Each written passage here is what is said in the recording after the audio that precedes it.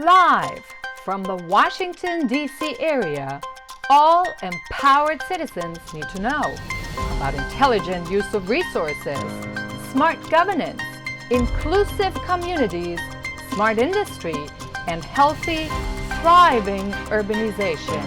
This is Smart Sustainability, the TV talk about shaping a sustainable future in the digital age with Nicolette DeVidar.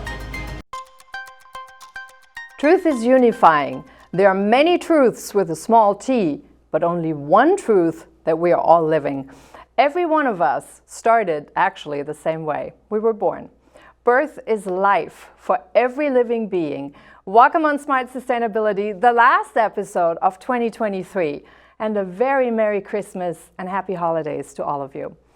I hope you have a joyful, cheerful time, and it is indeed a time for celebration.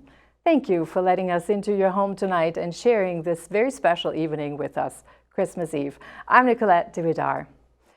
Life is, if there's ever been a physical reminder, Christmas and the winter solstice in the Northern Hemisphere are physical reminders of a much deeper meaning, namely of the very foundation of our existence, life itself and its constant renewal, beginning with birth.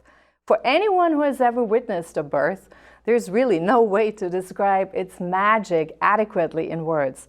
It's breathtaking, messy, yes, but out of this world, unbelievably complex, painful, and wonderful at the same time.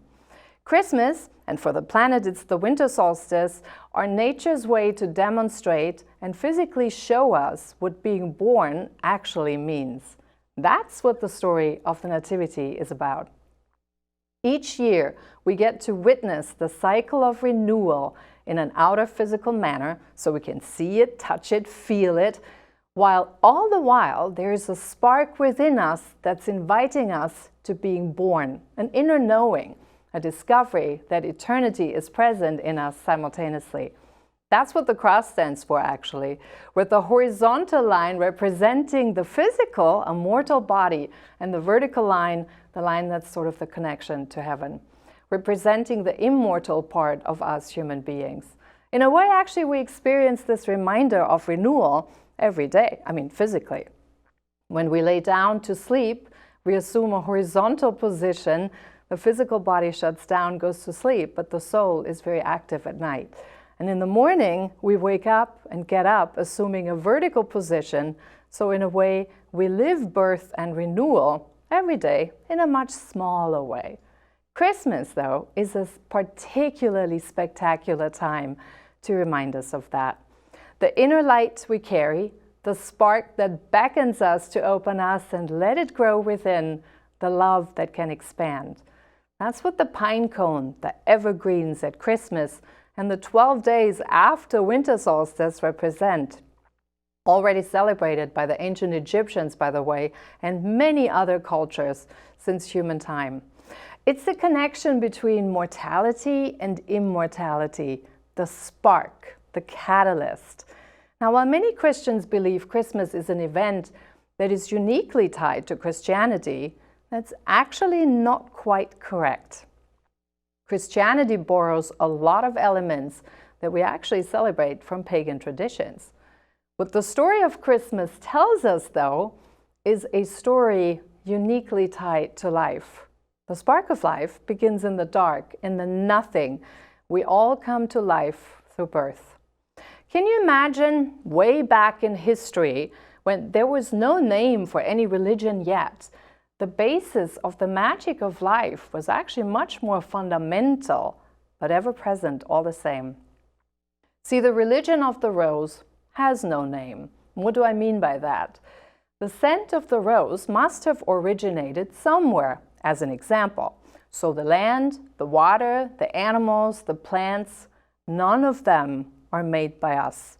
So whether you believe in Source, Creator, Christ, Krishna, Ra, Allah, God, whatever you call that force, it's undeniable that there is a great architect behind. And while some of you may get angry now when we put all these names of God next to each other, None of us really can deny that we all come into this world the very same way, by birth.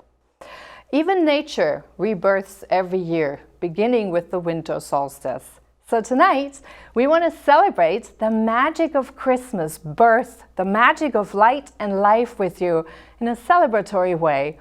That is to say, with a mix of musical sparks, Christmas wishes from different faiths around the world, and of course, an added spicy discussion to add subspark and sparkle. Grace is the word that summarizes the very foundation of life that we experience while on this planet. Everything that exists is given through the grace of God. So, we begin with a tribute to the amazing grace given to us, sung by Liverpool's rising star, Emily Garner, a student from St. Vincent. That's a school for sensory impaired children, a highlight for us actually that we have worked with during this past year. The video will be available on iTunes for you to purchase if you want to support Creative Brilliance work in action. Have a look.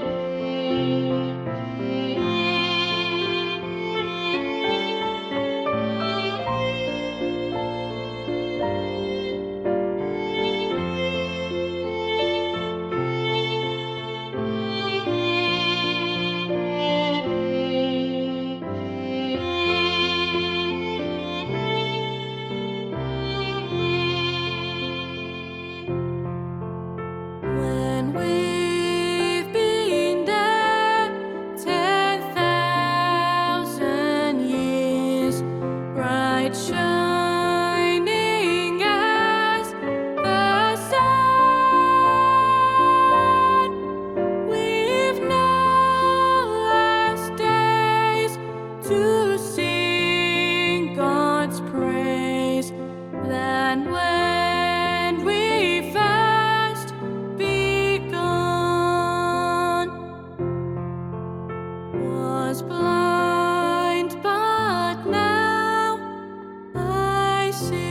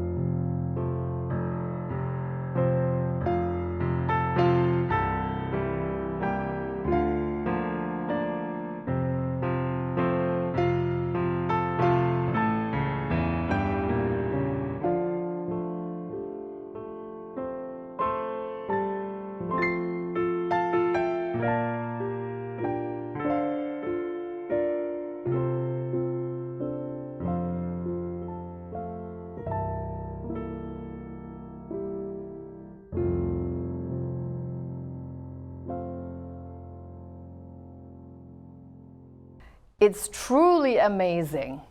And adding spark and sparkle with my guest tonight, I have with us Pastor Steve Miller. He's founder and president of the United States Christian Leadership Organization, US-CLO, a Christian-based human rights organization dedicated to achieve racial equality through Christian proclamation and applying those to social structures and institutions.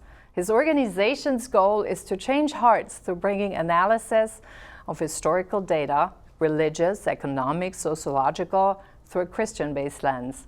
I also have Tahira Amir Khan. She's the founder of the Golden Door Foundation, the Golden Door Forum, and the Golden Door Awards. And what that is, we show you right here. Watch.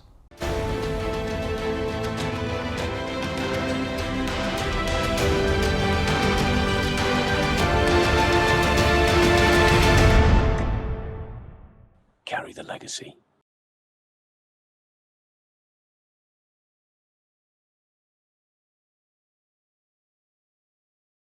Bedridden and powerless, my father struggled to speak. This was a man who could ace 50 push-ups at the age 77, and now he could barely hold himself up. He was in so much pain that he could not describe it, and I was unable to fathom it. Dad, what do you think should be the message for this book?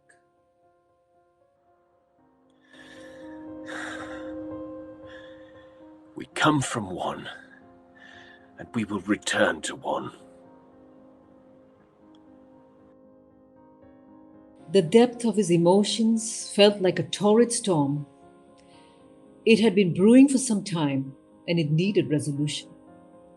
I had a confession to make, and I wanted him to know everything.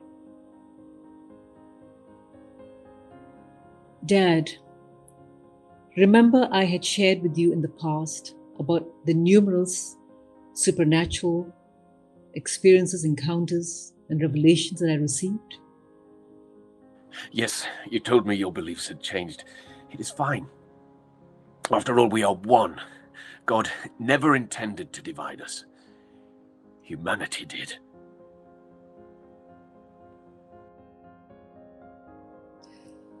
That was just what I needed to hear. From then on, other than his loving nature, I fondly remembered his words, "We are one." And even before that, when he was healthy and strong, that was his firm belief. In your writings, avoid the word race. These racial labels have caused society enough trouble as it is. Each time the topic of racial segregation and division would come up, his face would well up with tearful emotions. I always wondered why. There were some things he always kept to himself.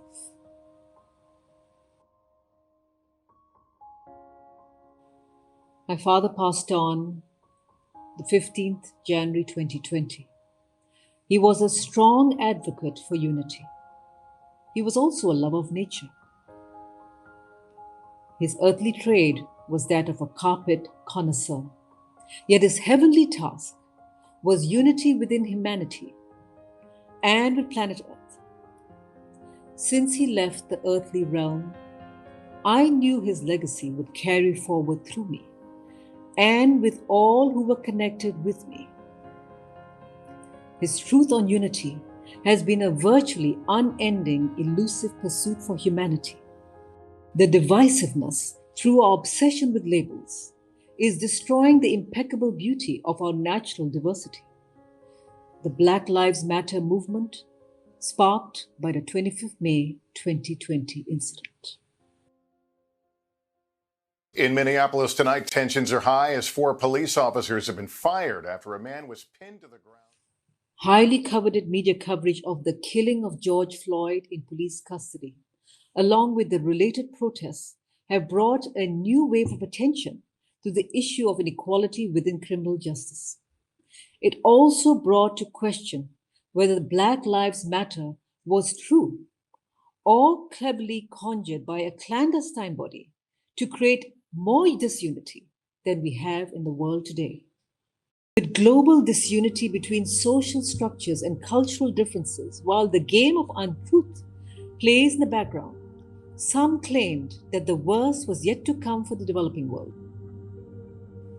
And we see the greatest division within the United States itself. Titles of economic status, titles of privilege, religious titles add layers of disunity that can be unforgiving at times. If my father was still alive, his tears would have streamed down with disappointment.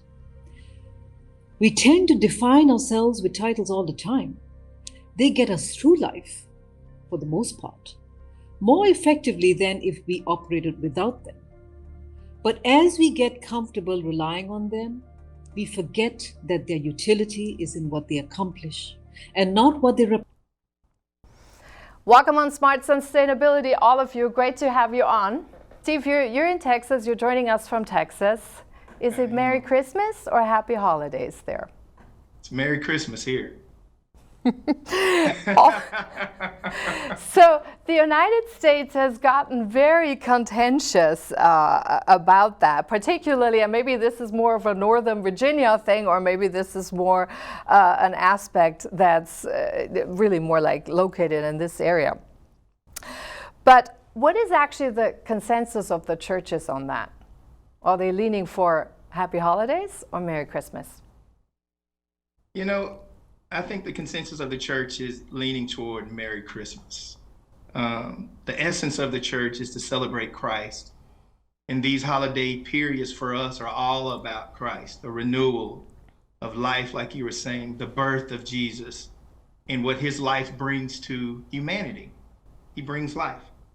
So I was talking to Tahira before you got on the phone, before you got on the Zoom a little bit a while ago.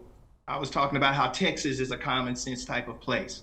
And I think through and for the most part, the United States or the church is a common sense type of place as well. Many people want to begin to refer to Christmas as the holiday season or happy holidays, most of the time because they have experienced hurt from the church. Over the years, because of different voices and different types of philosophies, people have been hurt by the church. And the church, if you look back through history, it has done some very evil things, and it continues to promulgate those types of things even into the present. But one of the things we cannot forget is that that's not the religion. The people who hurt, the people who interpret that hurt, are really just people. It is not the pure essence of the religion. The essence of Christianity is love. And I don't see how anyone could deny anything that has to do with love.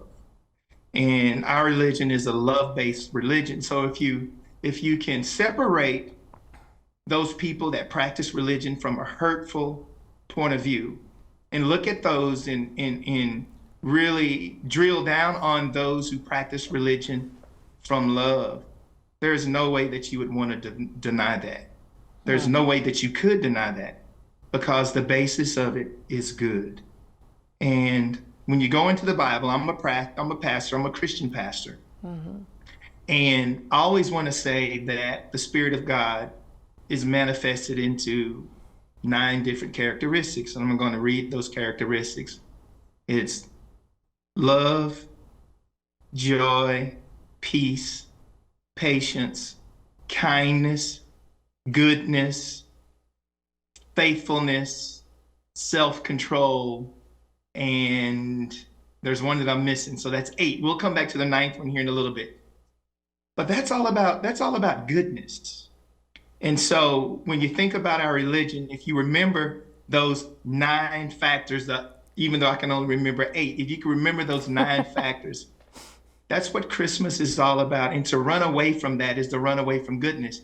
So in today's society, especially in the United States, especially when we consider our political environment, we need to run as close to good and kindness and love as we possibly can. And that's what Christmas is all about to me and for most people. Yeah.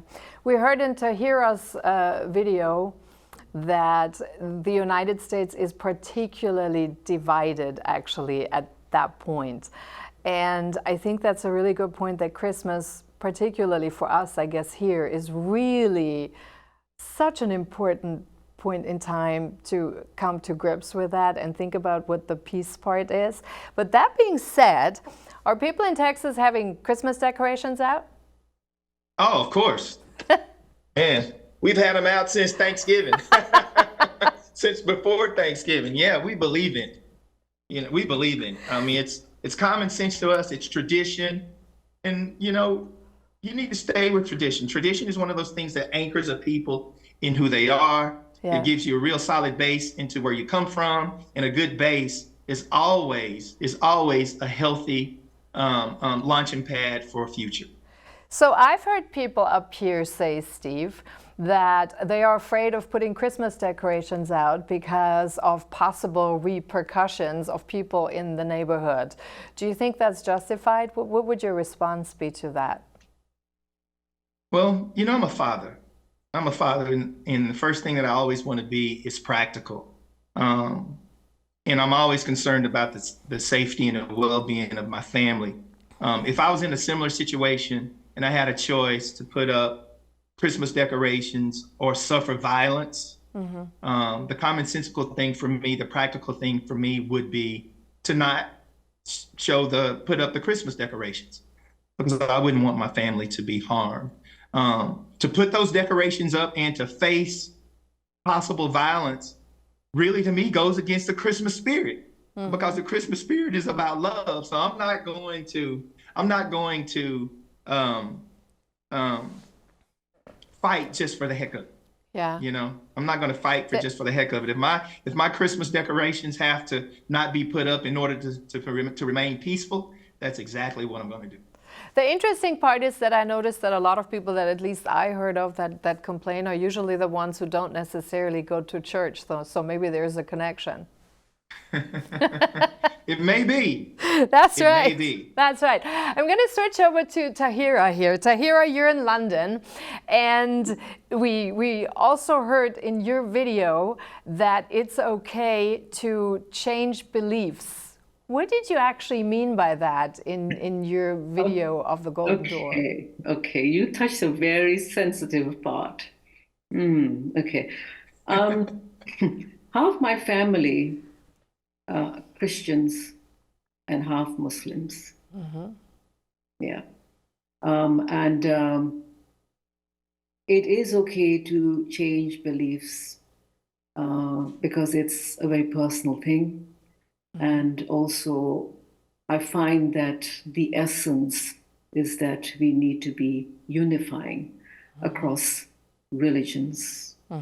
And that's why it is okay to change a belief, because we all have personal experiences. And responsible freedom to make that choice. So that was what I was referring to.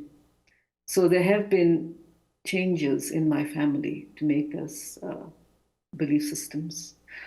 In terms of the race, I come from 4 different races. My father is a mix of Afghan, Indian. My grandfather was from Kabul. My mother is Pakistani, Iranian. Yeah. So, but the thing is, I was born in Singapore, a very progressive and very unified country, which had a very with 3 main races, and the 4th is the mixed Eurasians. So we're used to that, the diversity. It's a very young country. It used to have different religions being harmonious. You don't ever hear of a strike in Singapore. You don't ever hear of any kind of, opposition, that kind, that causes, like what you hear in the US, you don't hear that kind of thing. So I feel that it's okay to change your beliefs. Yeah. And hopefully maintain the harmony. That's important. Yeah. And I think that actually touches on a very interesting point. So it's okay to change beliefs. I guess we all go through an evolution to certain insights and new revelations. And the key, as Steve mentioned earlier, is also that Christmas is all about love, and you cannot go wrong about love. Now, there was Christmas before Christmas, believe it or not. So many nations actually around the world celebrated Christmas over the centuries, really, since the beginning of human time. So particularly in Europe, for example, it went on from Russia all the way to other places, and I know also in ancient Egypt, etc. So we take you on a little tour and give you just a snippet of it right now. Where are the religions in all of that today? Where are you, for example, in Singapore? Do they celebrate Christmas there? Is there a movement for Christmas? Oh, it's such a big thing in Singapore. It's not just a religious holiday, but it's also commercial. Everybody celebrates Christmas for the buying of presents and shopping. Well, it's a shopping paradise, can I say, with Singapore. Yeah. And also, I would say that people of different religions would also celebrate Christmas. A Muslim would celebrate Christmas, go for a Christmas party, or even join in. It has happened. Yeah. The Buddhists will also join in. So it's harmonious in that way. With the commercialization, and I guess, Steve, we noticed this here in the United States particularly strong. On the one hand, we say we need to say Happy Holidays. You can't say Merry Christmas. You cannot do tree lighting ceremonies as a Christmas ceremony, for example, anymore. But then on the other hand, we get bombarded with literally with commercialized Christmas, targeted Christmas ads the whole time. So, Steve, have we become super hypocritical? That's a real good question, actually. If I'm going to answer that honestly, here in the United States, we've lost the essence of Christmas, I believe. I don't want to say that we're hypocritical, because then we'd be doing one thing and then doing another. So I don't even think we're doing Christianity really in the United States. We'd like to think that we are, but really we're not. What do you mean by that? As much as I'm probably going to get into trouble for saying this, in the United States, it seems to me as a pastor, and as I look in on people, and I literally get paid to examine the spiritual strength of people. And what I see in this country is that religion has turned into a tradition. It's something that we do because we've been raised to do that. We've been reared to do that. Our parents have taught us to do that. It's turned into a habit. We go to church on Sunday. We go to church on Wednesday. Many times we go to church because of the way it makes us feel afterward. It makes us feel better about ourselves when we go to church. So in many ways, we're not going to commune with God. We're going because it makes us feel better internally. And that is not the reason for us to go to church. So since we have this habitus of tradition, we've lost the sense of what the spiritual really is in this country. And because we've lost that, the commercial aspect of Christmas has been lost. It's all about buying gifts. Very few people really think about Jesus Christ when they buy gifts or on Christmas Day. To be honest with you, that is a foreign concept here in this country. It's all about the gifts. And it's interesting, this morning when I was in church, I thought about this, and I didn't say anything to the congregation about it. I wanted to, but I just figured that I would just hold off a bit. But I examined this morning the gifts that Jesus received on the day he was born from the wise men. Mm-hmm. And it's very thought-provoking to hear what these gifts were, okay? He received gold, frankincense, mm-hmm. and myrrh. I mean, this is the basis of our religion, these gifts that Jesus received when he was born. Gold, frankincense, and myrrh. All right, so at the same time, they were projecting backwards and forward at the same time for this baby Jesus, who was confronted with these gifts, not in a happy way, but really in a very sad way. Okay, and you can see this by the gifts. The gold represented the money that was going to be taken to purchase his burial plot.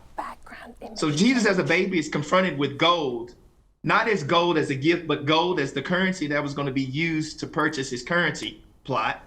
Frankincense is an embalming fluid and a perfume for people who have died. You embalm them with frankincense, and then you litter their body with perfume to make them smell better. And then myrrh is a pain relieving agent. So as a baby, he's confronted with death in these gifts. It's reminding him of his purpose on the world. Yeah, you're coming here to die for the sins of the world, so they can spend eternity with you. But the gifts that he was presented with were gifts that reminded him of what he was going to face 33 years later. So when you look at it like that, it's very difficult for us to celebrate in happiness the types of gifts that we get on Christmas, because really, man, they are so far off. But and don't even really pertain to what the scriptures say. Yeah, but remember, as I mentioned also in the intro, birth always has an element of pain to it. Interesting. You know, if you look from the physical, there's always an element of pain to it. So, right. And also the myrrh and the frankincense are also traditionally, in many traditions, they considered the biggest healing balms that are out there. Myrrh particularly and frankincense were said to have really enormous possibilities and abilities to cure certain ailments. Gold is considered to be a manifested spirit.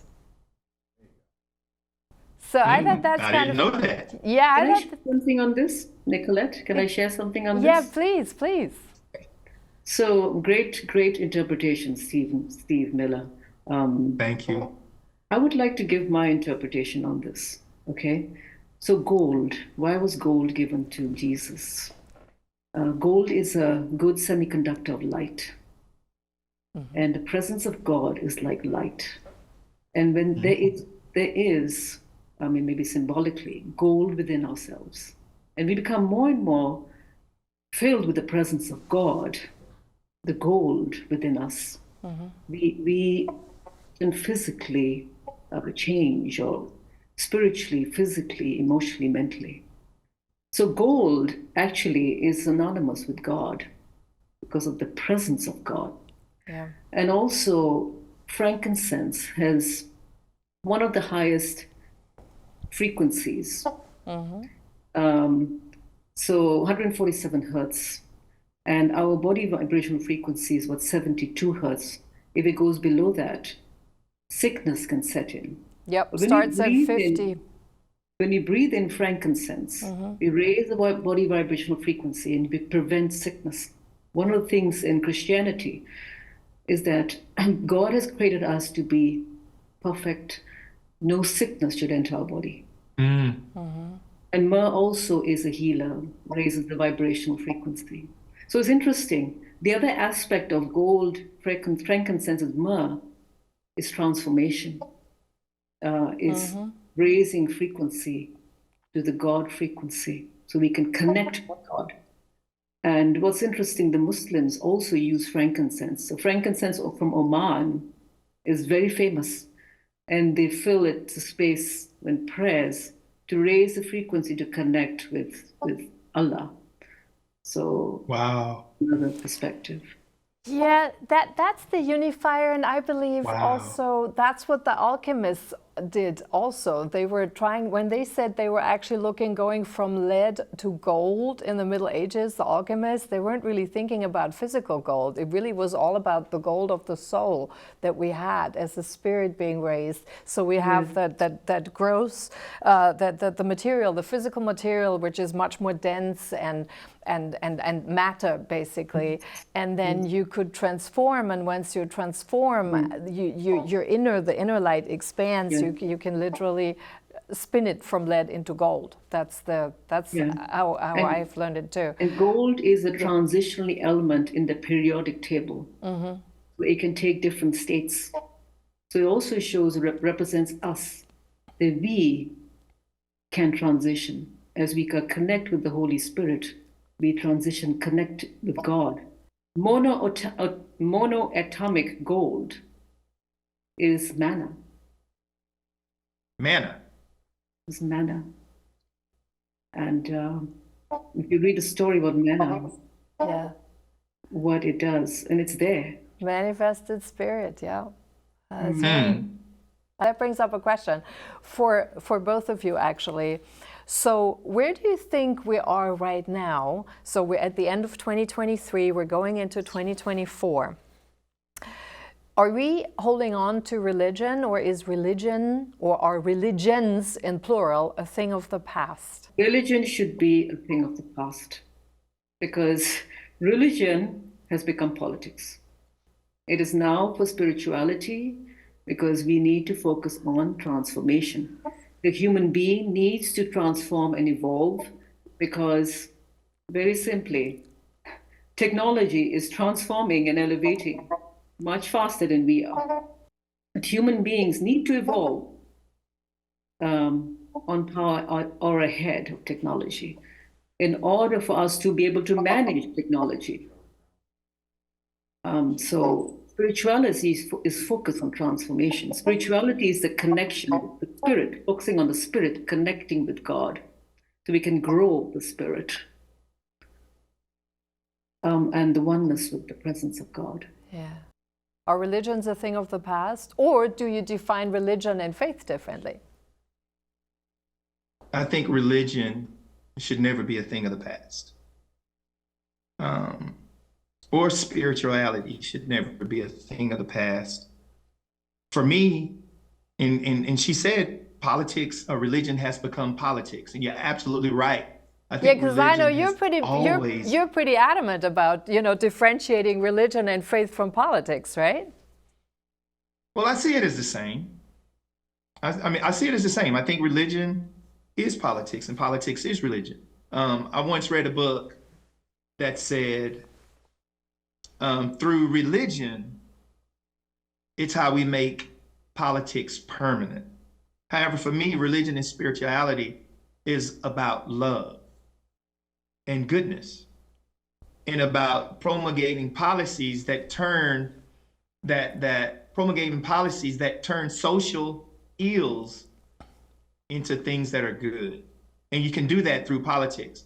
Now, I think politics has become contentious because politics no longer has love in it. It has self-interest. Okay? So it's not the religion or the spirituality that's the problem. It's the self-interest involved in the politics is what it is. Religion is good. I think we're born to be spiritual beings that are inculcated with nothing but love. And to get away from that, I think it would be very detrimental to society, very detrimental to humanity. So we can't run away from religion. We have to stay with it. We have to go with it into the future. But Tahira didn't say run away from spirituality. She said from religion, and I think she meant more the church or the church directions or the dogmas related with the church. Correct me, Tahira, is that what you meant? I'm saying that religion has become politics. It has become a lot of the wars is based on they use religion as a basis. And certain groups have been created to divide humanity. And I also do know that religion is used to control people, to create fear. So once you start controlling people and creating fear and using it as a form of governance, this is a problem. I'm not saying religion is bad. The essence of religion is beautiful, but it has become political and controlling with a different agenda. Really, really interesting. I want to move on here because believe it or not, we're almost out of time. Does religion, faith, or spirituality provide you with a sense of freedom, something that goes beyond your limitations of the body, for example? Oh, interesting. Go ahead, Tahira. He's asked. I'll be thinking about that one while you're talking. All right. While you both are thinking about this, we're going to play an anthem. One of the highlights, actually, of the work that we've done with the Golden Door Forum. I'm also part of the Golden Door Forum, and we had asked some schools to help us develop their definition of freedom and what it means for them. I want to play the first one that was performed and composed actually by sensory-impaired children in St. Vincent in Liverpool. And they define freedom as they don't need vision to see.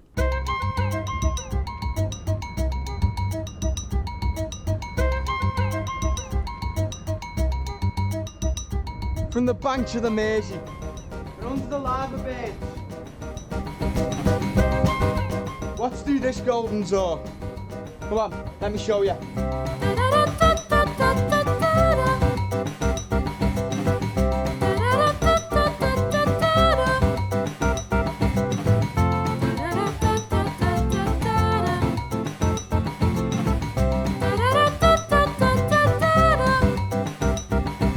Freedom, freedom, freedom.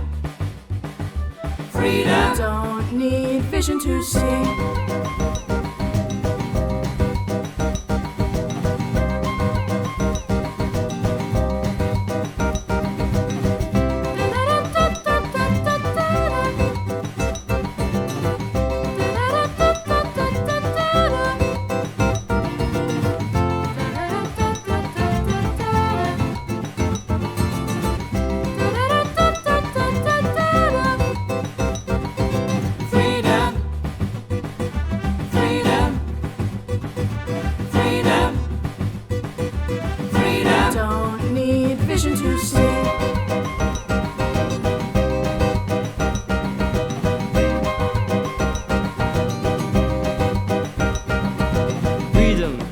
Can't you see? As good as for you, as good as for me.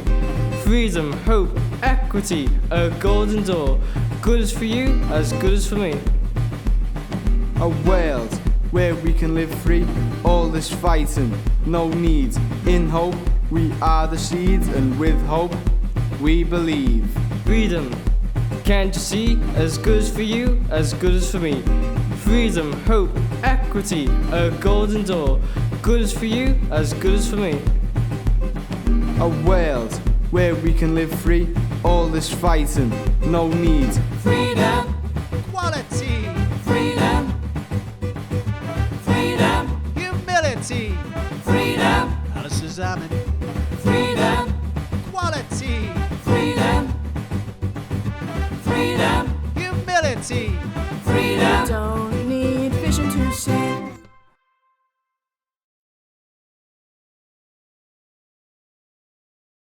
Back to you, back to both of you. What is freedom to you? Freedom through religion. What does the Christmas spirit, does that give you a sense of freedom in that sense? What does it represent? The birth of light. Well, I have the freedom to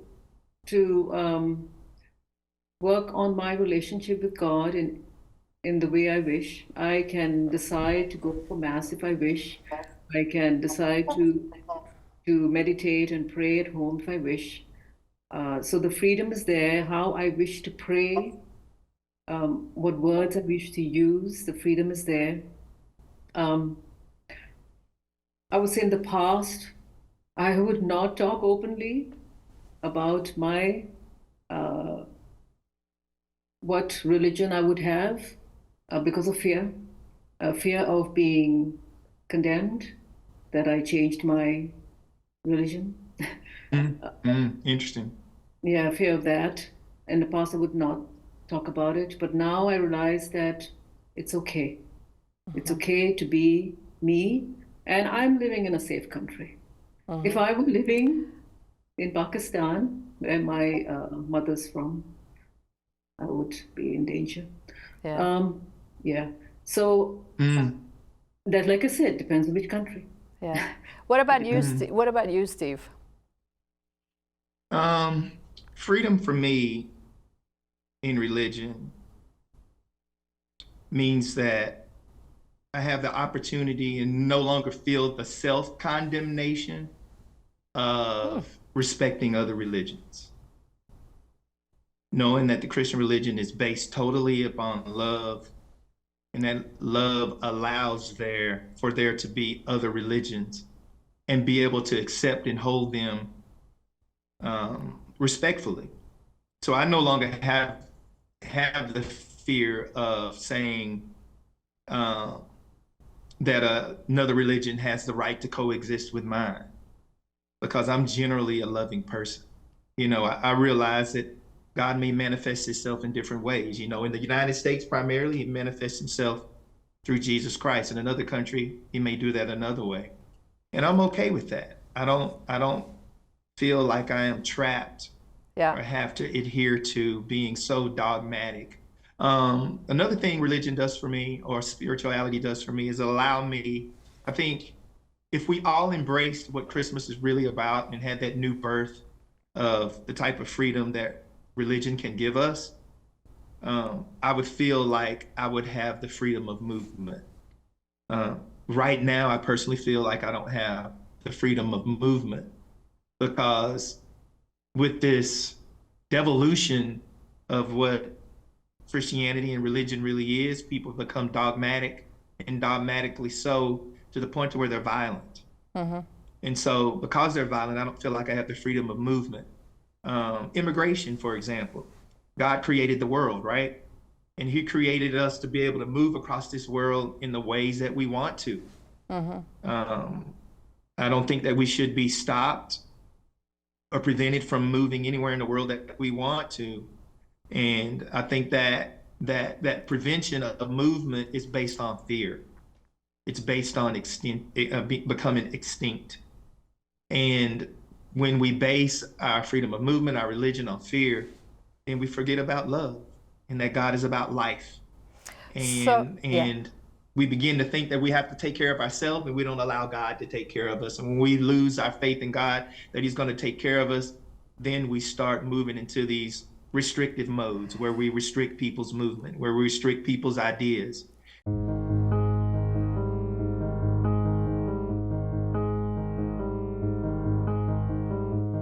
In a world where boundaries confine, our souls long for the truth, breaking free, embracing who we are, journey towards freedom, we follow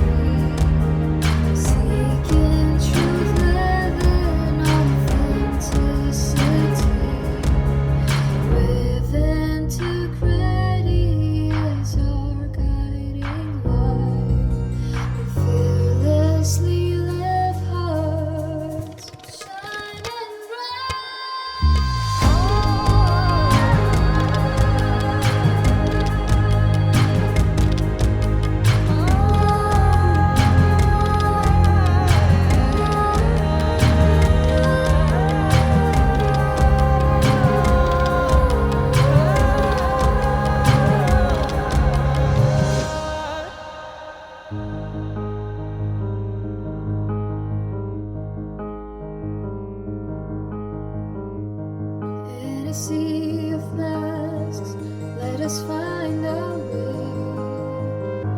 Unveiling our truths day by day, living fearlessly, we'll spread our wings wide. Love, harmony, compassion, side by side. This is the anthem, the song for the free.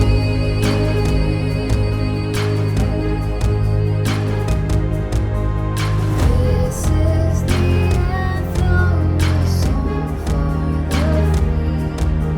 Seeking truth, living authenticity.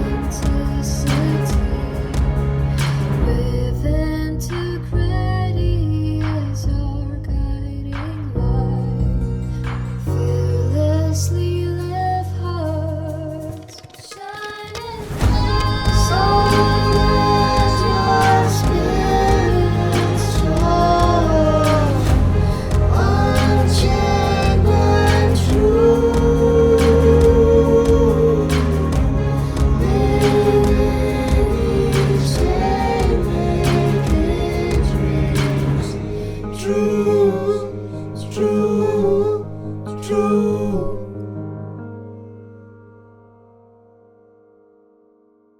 Embracing a true spirituality, embracing true Christian religion means that you Yeah. allow people to do what they want to do. So and be now okay you with it. sound like we're also moving away from religions and going more towards the unifying. Now let me both ask a final question.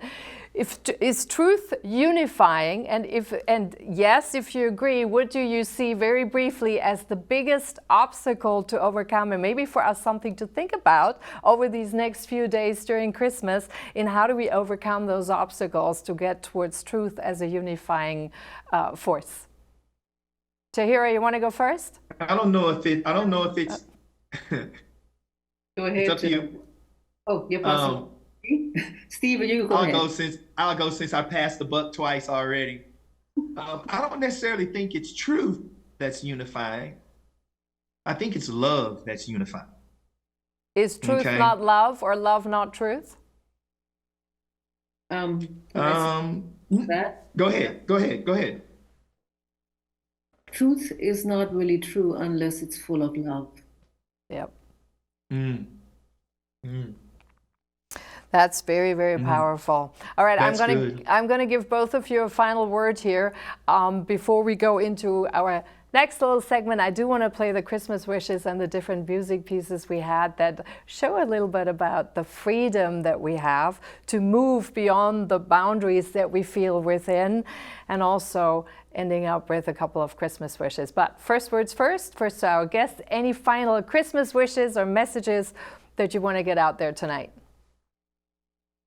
You know what? I wish we could continue with this conversation because, man, we're raising some really esoteric ideas and thoughts that I want to get further into. Good, We'll we'll do it in the next year. Next episode, first year. Join us, we'll do it.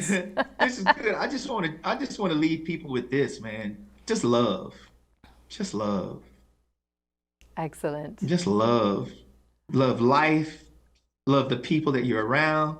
Love your family. Love strangers. Yeah. Man, you can never go wrong with love. Tahira, yours? And I would say, to extend from that, love has no judgment. And a lot of issues in religion, or at least religious divides and all that, is due to judgment. So love has no judgment. Excellent. Thank you so much for both of you actually coming on. We will continue that dialogue that Steve now raised. I think there is actually quite a bit of potential that we could further play into. For now, I'd like you to watch and see the Christmas messages that we've actually accumulated from around the world and their take on peace, love, and unity. Namaste, this is Roshni Shanaz, the co-chair of Golden Door Forum. I wish everyone a Merry Christmas and a very Happy New Year.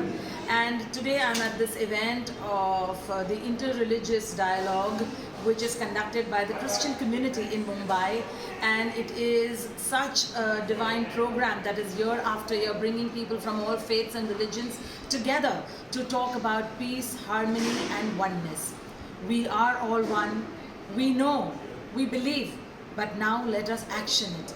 Let us do it in our lives so that we infuse this oneness, this completely non-discriminational living that we can do through our thoughts, words and deeds, so that we can be the beacon of lights, the living examples of peace, starting with the self itself. And Hi, my name is Urmi Chanda.